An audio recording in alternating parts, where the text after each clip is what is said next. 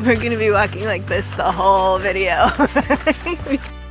You really can't see the tops of these. I mean, they're that tall. We're in the Redwoods. It's like looking up our noses.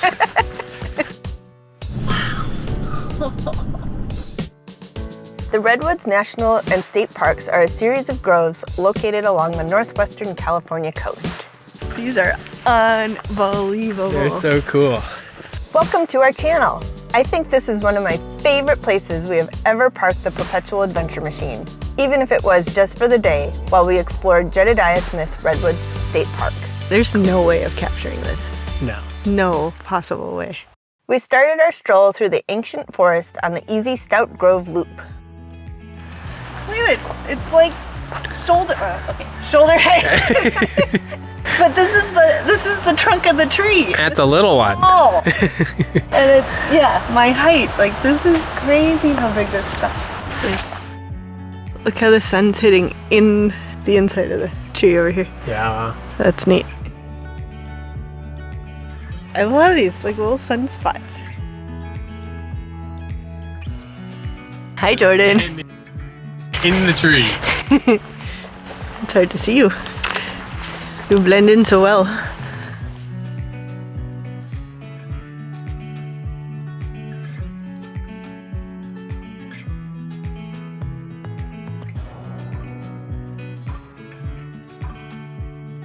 This spot's cool. Bunch of trees falling into each other.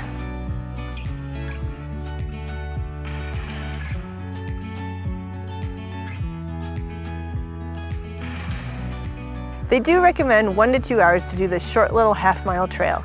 I think some of this is to account for the narrow winding road coming in, but also it doesn't hurt to slow down and take your time among these amazing trees.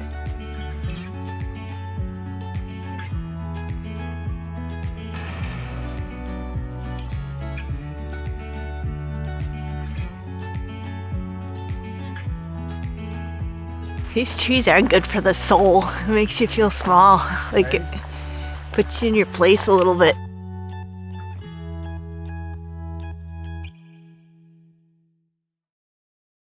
Back when we got married, we knew we wanted to be married in a national park. We did inquire to see if we could get married at the Redwoods, but this park is not exactly easy to get to. It's probably about a 5-hour drive from a major airport. We decided to get married in Estes Park, just outside of the Rocky Mountain National Park in Colorado. That location was a lot easier for friends and family to get into by flying into Denver. Some of the larger trees here are 22 feet in diameter. You can see how small we are and how big the trees are. I am about 5'6" and Jordan's 5'10". These trees can grow upwards of 300 feet. Just think about that. If you laid one of them down, that's a whole football field long. Wow, it's like a wall of trees right there.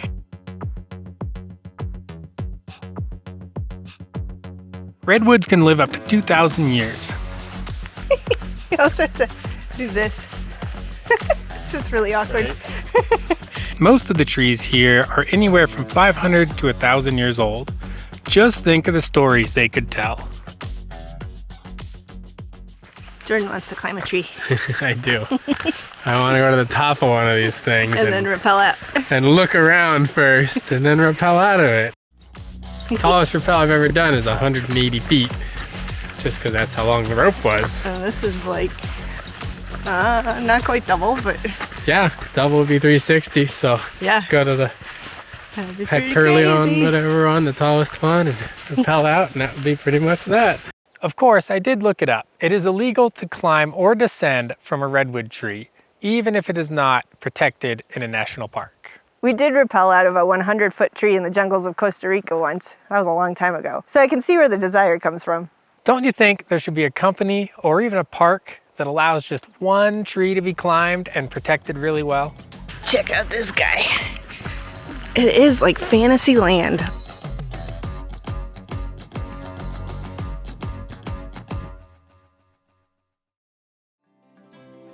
Oh, cool tunnel.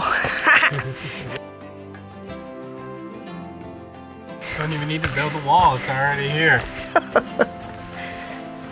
How cool is this? This is super fun. Look at all the growth. Wow. I know, I say wow a lot. It is wow. It is wow. Coastal redwood tree root systems are quite shallow. They only reach 6 to 12 feet deep, but often they extend out 60, 80, or even 100 feet from the trunk. Look at the roots. Right? It goes all the way. Stretches that whole thing. Wow.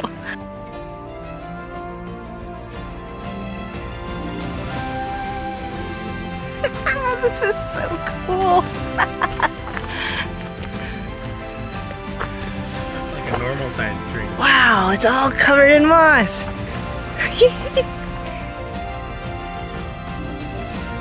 That's beautiful.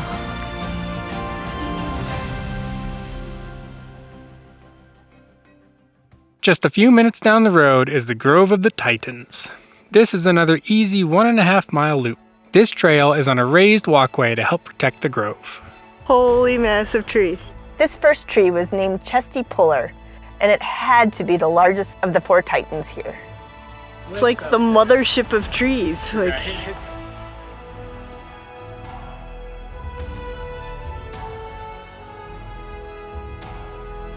unreal. Are we in Avatar, baby? It feels like it. The Taloa tribe used to live in this small, secluded grove among these sacred trees. They believed them to be a special gift from their great creator. I love that they appreciate how these trees can provide medicine, tools, and material to help them survive. It was really neat to see that the Park Service recognizes the cultural significance of this. Together with the Taloa people, they're working really hard to protect and preserve this ancient forest.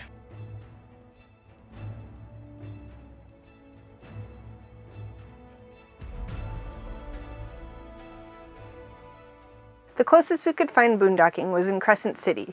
We had some friends recommend a spot right on the beach near the pier on B Street. They had stayed there for a couple of days, and it was a spot marked on iOverlander. The next morning, just as we were getting ready to go, we received our first ever of the dreaded knock.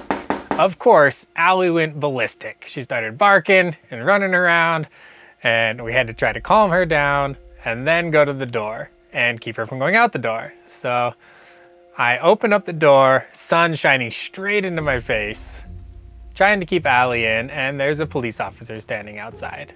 We exchanged pleasantries, and he kind of chuckles and says, "Hey, you see that post back about 100 feet? It used to say no parking beyond this. It doesn't anymore. They haven't fixed it, but they still make me enforce it. So can I get you to move back 100 feet and then you'll be fine?" And so we kind of had a little laugh and told him we would move. He was super nice, really chill. You could tell that he just didn't want to have to do this, but he does. And he just told us to have a nice day, and that was the end of that. He was a really nice guy. He even gave Allie some pets to keep her calm. It was probably the best case scenario we could ask for a knock on the door. We see these overnight parking spots have since got shut down on iOverlander, so maybe they finally got that sign replaced. We had read that you can walk to the Battery Point Lighthouse only at low tide. We honored the officer's request, parked behind the sign, and headed over to the rocks where we could cross over.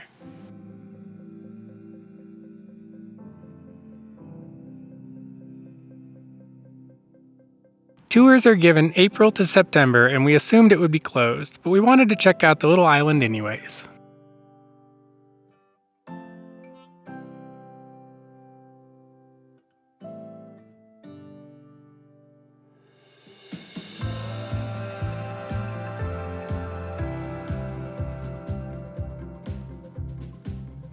We lucked out and got a tour.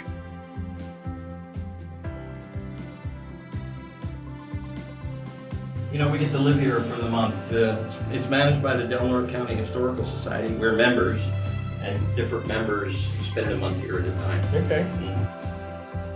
Thank you very much for the information. That was great.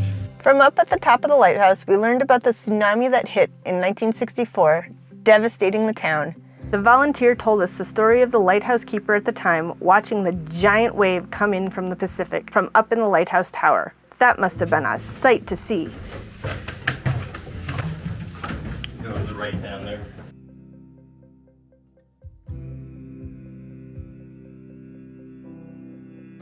We made it. Safe and sound. Safe and sound. So that was really cool. They're closed for tours, but the lighthouse keeper was there and he gave us a tour. Came out and said, you want to come up? It was so fun. We couldn't get enough of Jedidiah State Park, so we came back. Today we do the Simpson Reed Trail.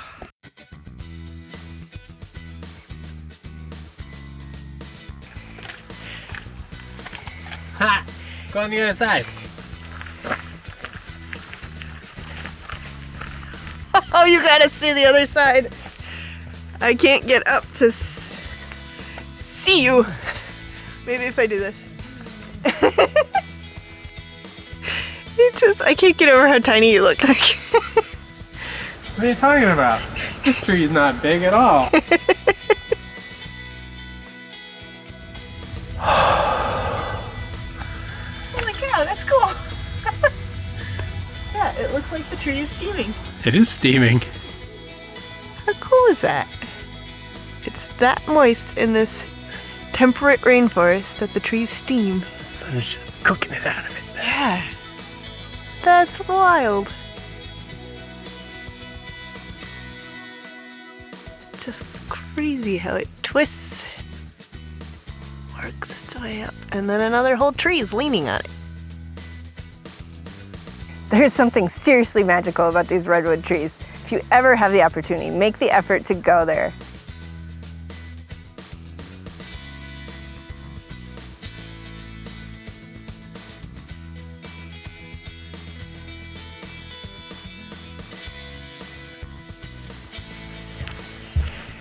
Who's walking over my bridge?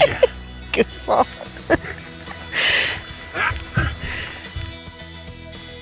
Looks like wings. Am I a tree angel?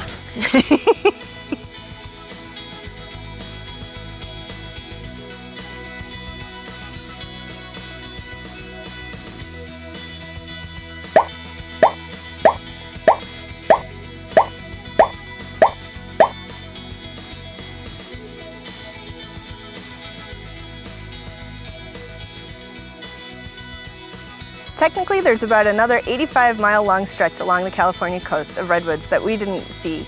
For us, it was already mid-November and we were on borrowed time.